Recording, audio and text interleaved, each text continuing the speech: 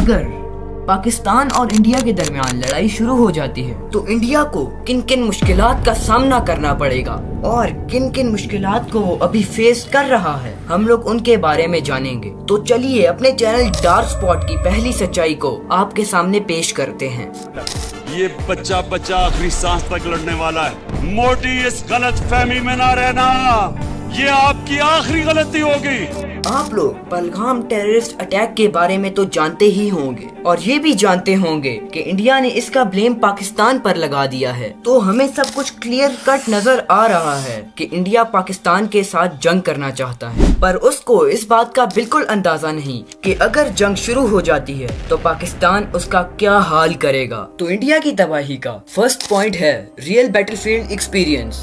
इस बात का तो हम सबको पता है कि इंडिया के पास 14 लाख से भी ज्यादा एक्टिव सोल्जर्स हैं और पाकिस्तान के पास सिर्फ 6.5 लाख एक्टिव सोल्जर्स हैं। मगर इस नंबर से सिर्फ पूरी वॉर का एनालिसिस नहीं किया जा सकता, क्योंकि इंडिया के पास सिर्फ एक्टिव सोल्जर्स ज्यादा हैं, मगर तजुर्बा सिर्फ पाकिस्तान के पास है। वजीरिस्तान, कारगिल और ट्रिबल एरियाज में पाकिस्तानी फौज हर रोज रियल ऑपरेशंस करती है। हमारे पास सेकंड पॉइंट है nuclear and missile age. Nuclear bombs और मिसाइल्स के मामले में India no first policy use करता है, मगर पाकिस्तान बिना डरे कह चुका है। ये जो गोरी, शाहीन, गजनवी, ये जो 130 एटॉमिक हमारे पास वेपन है, ये हमने हिंदुस्तान के लिए रखे हैं। और कोई आपने तमाशे करने पाकिस्तान के साथ, याद रहे कि शहीद जुल्फिकार अली भुट्टो ने इस मुल्क को न्यूक्लियर वेपन दिया था। पाकिस्तान के पास टैक्टिकल न्यूक्स हैं जो बैटलफील्ड पे कम डिस्टेंस में तबाही मचा सकते हैं, और मोबाइल मिसाइल लॉन्चर्स जैसे बाबर और शाहीन सिस्टम इंडिया के मेजर सिटीज को